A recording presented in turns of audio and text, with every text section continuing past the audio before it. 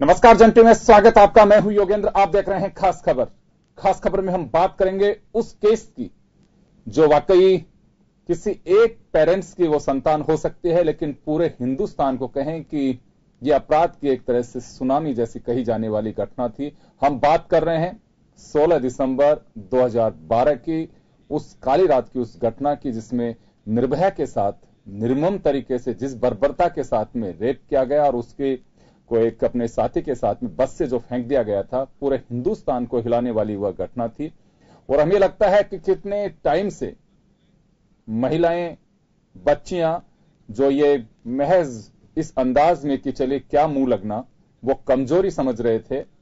बहुत सारी ऐसी घटनाएं हैं, लेकिन वो बाहर आई कि बस अब नहीं और नहीं। बिना किसी नेतृत्व के वो देश में वो मूवमेंट खड़ा हुआ, जिसमें ये कहें कि जैसे बताया जाता है कि क्रांति कोई आती है तो बलिदान से ही आती है। शायद यह हो सकता है कि निर्भया का एक बलिदान हो, और उसकी शहादत मैं कहना चाहूंगा कि जिसकी वजह से आज अगर कहीं कोई घटना होती है तो उसके खिलाफ खड़े होने की हिम्मत महिलाओं में, बच्चियों में होती है।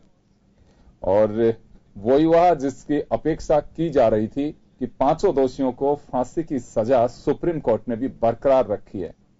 और पहला रिएक्शन निर्भया के जब पेरेंट्स वहां बैठे हुए थे तो ताली पीट करके उन्होंने कहा कि आज सुप्रीम न्याय मिला है। लेकिन तसल्ली तब होगी जब ये दरिंदे फांसी के तख्ते पे लटकते दिखेंगे। चले हम आपको सुनाएंगे कि उस घटनाक्रम के बाद किस तरह के रिएक्शंस आए हैं। और हमारे साथ सोशल एक्टिविस्ट निशा सिद्धू जी हैं, और भी कुछ लोग जुड़ेंगे, लेकिन पहले मैं वो रिएक्शंस आपको सुनाना चाहूंगा। और आज के दिन निर्भया की आत्मा को अपनी ओर से विनम्र संवेदना। परिवार को न्याय मिला आपको लगता है? अब ये तो मुझे लगता है कि ऐसा उनको हुआ होगा, लेकिन मैं बड़ी बात यह है कि परिवार तो परिवार, ये विषय ऐसा था कि पूरे देश में चिंता थी। समय है, मैंने ऐसे ऐसे देखे हैं जहां 34-35 साल तक जाता है कोई निर्णय लेने से पहले घिनौने काम के लिए। तो 5 साल, हाँ, लंबा समय है। कोई और देश में शायद इतना नहीं होता। No, I am happy that the verdict has been. कुल न्याय मिला, हम न्याय के एक कदम और आगे बढ़ गए। अभी लड़ाई है, लेकिन ये बहुत बड़ा फैसला था। यहाँ पे उतरा चढ़ाव तो बहुत आए, बहुत बार हम निराशा भी हमें आई, लेकिन मैंने उसको अपनी ताकत बनाई, उससे हार नहीं मानी। और मुझे विश्वास था कि मैं एक दिन न एक दिन हमें इंसाफ जरूर मिलेगा। जैसे कहते थे लोग कि मैं निर्भया की तरह तुम्हें कर दूंगा, निर्भया की तरह मार दूंगा, तो आज उनको भी जवाब मिला कि मैं निर्भया की तरह अगर किसी के साथ करूंगा तो निर्भया की तरह हमें फांसी की सजा भी मिलेगी। हम बहुत खुश हैं इस विषय में कि सुप्रीम कोर्ट ने हमारी आवाज को सुनी, हमारे निर्भया के दर्द को समझा और निर्भया के साथ साथ पूरे देश को न्याय दिया। लेकिन ये सिद्धांत की तो धज्जियां उड़ गई। महात्मा गांधी जी ने कहा था नॉन वायलेंस, अहिंसा होनी चाहिए, अहिंसा है। ह्यूमन राइट्स की तो धज्जियां उड़ गई। जीने का अधिकार है, जो जीवन देता है वही जीवन ले सकता है। तो चलिए, अभी आपने सुना रिएक्शंस किस तरह की थी। और ये बात सही है कि निर्भया के पिता जिस तरह से कह रहे हैं कि एक मैसेज जाएगा कि कोई भी इस तरह की घटना को अंजाम देगा, उससे पहले वो 4 बार सोचेगा कि इस तरह की घटना करने के बाद असर क्या होगा। चलिए हम चर्चा को आगे बढ़ाएंगे। निशा जी, इस फैसले को लेकर के क्या मानना है कि उम्मीद और अपेक्षा निश्चित रूप से किसी को भी हो सकती है कि इस पे ठप्पा लगना चाहिए कि इन दरिंदों को, और ये माना भी है कि रेयरेस्ट ऑफ रेयर केस है और इसमें किसी भी तरह की लिबर्टी नहीं दी जा सकती, किसी भी तरह की सहानुभूति नहीं हो सकती, इसमें फांसी की सजा ही रखी जा सकती है। तो घटना जिस तरह की थी, एक झकझोर देने वाली, और इसमें कहा भी कि ये निर्भया केस जो था सदमे की सुनामी थी। जस्टिस दीपक ने साफ कहा था कि ये एक सुनामी थी और इसमें किसी भी तरह की कोई लिबर्टी नहीं दी जा सकती है। क्या मानना है इस पूरे अगर फैसले को लेकर के देखें तो? मुझे लगता है ये एक नजीर की तरह इतिहास में याद रखा जाएगा इस फैसले को, क्योंकि ये घटना कोई साधारण घटना नहीं थी। और ऐसा नहीं है कि निर्भया की घटना के बाद अपराध रुके हों या बेटियों के साथ ये सब रुकना बंद हो गया हो या वैश्य दरिंदों के हौसलों में कोई कमी आई हो, वो तो लगातार चल रहा है।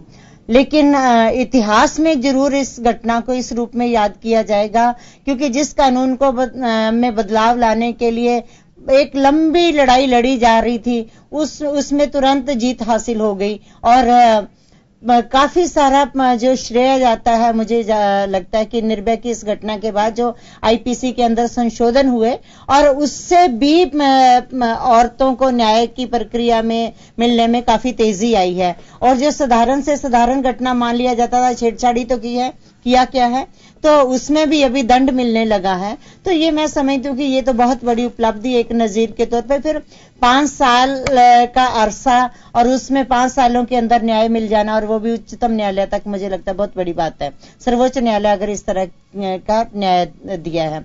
फिर उससे भी ज्यादा हम आगे की बात करें तो कितनी बेटियों ने इस बीच दम तोड़ा है, कितनी बेटियों ने सिर्फ इस बात को ये शर्मनाक मान के कि मेरे साथ ये घटना घटी, मेरा समाज मुझे एक्सेप्ट नहीं कर रहा है और कानून से मुझे न्याय मिलने की उम्मीद नहीं है, उस भरोसे और विश्वास को हमारी बेटियों के अंदर पैदा करने में बहुत अहम भूमिका इस फैसले की होगी।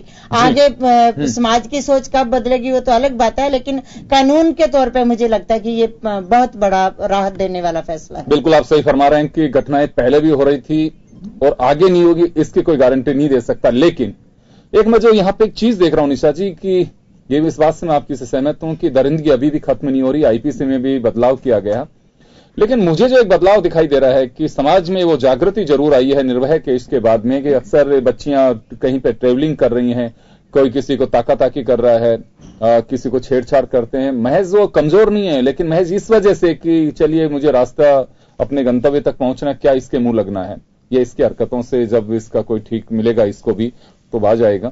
लेकिन अब वो बात नहीं है। अभी बिल्कुल कहा जाता है, मैं कई बार हम देखते हैं सफर में अगर कोई किसी को इनडायरेक्टली भी टोंटबाजी करने की भी कोशिश करता है तो कहा जाता है कि आप शालीनता से खड़े रहिए। तो मुझे लगता है कि वो उसके लिए एक अलार्मिंग भी होती है और 4 लोग फिर खड़े भी होते हैं। ये लगता है आपको कि एक अवेयरनेस तो आई है उस घटना के बाद से, ताकि कि अब ये सहन नहीं करने की बात है, हम सहन नहीं करेंगे। बिल्कुल अवेयरनेस अपनी जगह पे है, आई है, और बेटियां जवाब देने लगी हैं। जो हम हमेशा से जिस बात की वकालत करते थे कि बेटियों को ना करने की आदत डालनी पड़ेगी, विरोध उनको करना पड़ेगा, लेकिन यहाँ कठिनाई जो है वो उस सर्वोच्च सदन से है और उन जनप्रतिनिधियों से है जो कभी पार्लियामेंट के अंदर, कभी किसी जिम्मेदार ओहदे पे रहते हुए भी कह देते हैं कोई बात नहीं, लड़के ही तो थे, कोई बात नहीं, ये तो ऐसा तो होता ही रहता है। या ये कहना कि लड़की ने तो ऐसे कपड़े पहने थे, लड़की गई ही क्यों, रात को निकली क्यों। तब हमने कहा था कि आई विल गो आउट, हम कहने निकले, बात हमारी, दिन भी हमारा, रात भी हमारी, क्योंकि ये देश के संविधान ने ये हक दिया है। उनको ये कोई अधिकार नहीं है कि हमारे ऊपर इस तरह के आरोप प्रत्यारोप लगाएं कि बेटियां रात को क्यों निकली। क्यों भाई, ये देश तो उनका भी है, क्यों नहीं निकलेंगी रात को, किसी भी काम से कहीं भी आ जा सकती हैं। बेटियां नौकरी करती हैं, पढ़ती लिखती हैं, अपने इंटरव्यू के लिए जाती हैं, कहीं भी जा सकती हैं, उनके जो ट्रैवलिंग टाइम है वो कोई भी समय हो सकता है। तो यहाँ ये कठिनाई जो है वो उन ओहदेदारों को लेके, उन राजनीतिज्ञों को लेके और संसद में बैठने वाले जिम्मेदार लोगों को लेके है कि जब उनकी जुबान फिसलती है, कुछ अनाप शनाप बातें वो कहते हैं, तो हमें लगता है कि वो रुकना चाहिए और उस पर रोक लगनी चाहिए। सही मायनों में बदलाव तब आएगा। जी, मैं आपकी बात से सहमत हूं कि अभी बदलाव की बहुत गुंजाइश है और बदलाव होना बहुत जरूरी है। यह एक सवाल यह उठता है कि कई बार ये बात भी निकल पड़ती है कि आपके वक्त इतने अपराध कम हुए, हमारे वक्त इतने अपराध कम हुए, आपके वक्त इस तरह की घटनाएं हुई थी, हमारे वक्त इस तरह की घटनाएं नहीं हुई थी। पर क्या निशा जी ये एक राजनीतिक इश्यू बनाया जाना चाहिए, खासकर रेप केसेस को? मुझे लगता है कि इसको राजनीतिक मुद्दा बनाने की कोई आवश्यकता नहीं है, क्योंकि ये कोई कंपेयर करने की बात ही नहीं है। एक दूसरे से हम कंपेयर करें कि तुम्हारे राज्य में इतना और हमारे राज्य में इतना, बेटियों को कम से कम मुद्दा नहीं बनाएं और इसको कैसे हम प्रयास करें कि इसको रोका जाए, कैसे हम प्रयास करें कि बेटियों के साथ ऐसी घटना हो ही ना, कैसे हम ये कोशिश करें कि हमारी बेटियां निर्भीक होकर निकल सके इस भरोसे के साथ कि ये मुल्क हमारा है और हमारे साथ कुछ नहीं हो सकता। और साथ साथ एक और प्रयास करने की भी आवश्यकता है कि जो भी जनप्रतिनिधियां, मुझे लगता है उनकी जवाबदेही जरूर सुनिश्चित की जानी चाहिए कि अपने इलाके के अंदर, अपने क्षेत्र के अंदर वो प्रयास करें कि किस तरह से इस तरह की घटनाओं को रोका जाए, किस तरह से बेटों के साथ बात की जाए, किस तरह से उनको समझाया जाए कि भी ये दोनों बराबर हैं और किसी के ऊपर अटैक नहीं कर सकते, किसी की इज्जत को उछाला नहीं जा सकता, किसी की मर्जी के बिना उसकी तरफ देखा भी नहीं जा सकता। तो ये सारा जनप्रतिनिधियों की जिम्मेदारी भी होनी चाहिए, आखिर वो उसी जनता के बीच में से तो जीत के आते हैं। मैं रोकना चाहूंगा, यहां हमारे साथ में भाजपा से निवेदिता जी जुड़ी हुई हैं। निवेदिता जी, मैं आपसे जानना चाहूंगा कि ये केस रेयर केस था और फैसला भी रेयर ही कह सकता हूं मैं तो। क्या मानना है इसमें? हम बात कर रहे थे कि इस तरह के जो केसेस होते हैं इसमें भी राजनीतिक एक आधार तलाशे जाते हैं कि अभी अगर हम रेप केसेस को लेकर के बात करें, महिलाओं की छेड़छाड़ की घटनाओं की बात करें, अगर आपके साथ में अगर कोई अपोजिशन से हो तो बात कहेंगे कि आप देखिए 2012 में ये पोजीशन थी, 2013 में ये हो रही है। और ये बात मैं केवल वर्कर्स की नहीं कर रहा हूं, जब पार्लियामेंट और चाहे स्टेट असेंबली हो, वहां पे अगर किसी राज्य का गृह मंत्री या केंद्र के गृह मंत्री खड़े होते हैं तो बात यही गिनाते हैं कि आप देखिए हमारे वक्त इतना अपराध कम हुआ, महिलाओं के साथ छेड़छाड़ कम हुई है, इनके वक्त ये था। अगर जब ज्यादा होती है तो उसमें गली तलाशी जाती है कि पॉपुलेशन भी तो बढ़ रही है।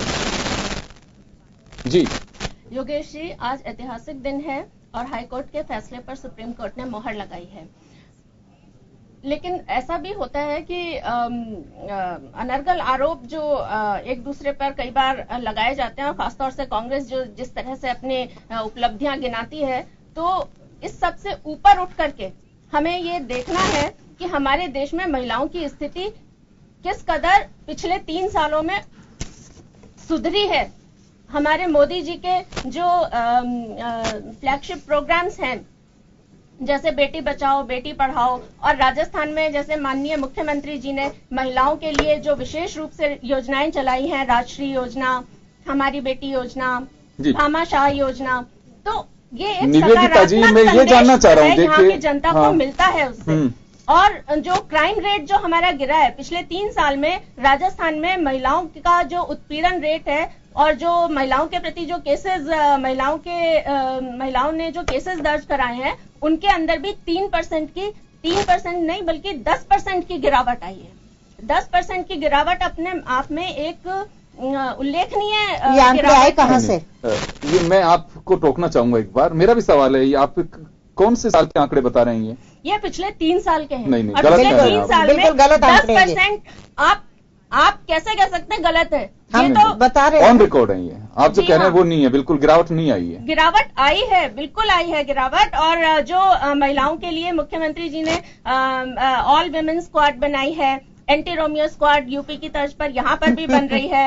और जैसे देखिए, मेरा सवाल ये नहीं है, ये तो बहुत अच्छी बात है, हमारी एक सरकार की नहीं, मैं तो कहूंगा कि समाज की भी हमारी एक मॉरल ड्यूटी है कि महिलाओं को, हम बच्चियों को संरक्षण दे सकें। सवाल हमारा ये है कि हम ये बात करना चाह रहे हैं कि हम कोर्ट ने डिसीजन दिया, और अगर घटना को लेकर के अगर हम बात करना चाहते हैं, उस वक्त की भी मैं बात कर रहा हूं जब 2012 में पूरे देश के अंदर इस सुनामी से लड़ने की ताकत खड़ी हुई थी और बिना किसी नेतृत्व के, जहां जो औरतों को लगता था कि कोई एक बच्ची कैंडल लेके चल रही है तो उसके साथ एक सैलाब उमड़ पड़ता था। वो लगता है कि कोई पॉलिटिकल पार्टीज या कहें कि किसी के एक ठप्पा नहीं था उसमें कि कोई नेतृत्व कर रहा हो, वो एक स्वयं उठा था लोगों का, खुद आ रहे थे, बिल्कुल सहमत। लेकिन बावजूद उसके भी राजनीतिक कारण तलाशे जा रहे थे कि बिल्कुल उसमें वो नहीं बोल रहा, उसको आना चाहिए, उस पार्टी के अध्यक्ष ये है, उस पार्टी के नेता ये हैं। ये सब क्यों? ये आवश्यकता कहां पड़ती है इसमें? ये आवश्यकता क्यों पड़ती है? जनता उस समय एक्सपेक्ट कर रही थी कि उस समय की सरकार के नुमाइंदे, वहां के आपके जो सम्माननीय आपके राहुल जी हैं, मिसेस वाड्रा हैं, जनता चाहती थी कि वो आए वहां, जनता के साथ में मिलकर के सहानुभूति जताए, जनता की बात सुने। लेकिन उस समय क्या हो रहा था? उस समय कोई नहीं आया।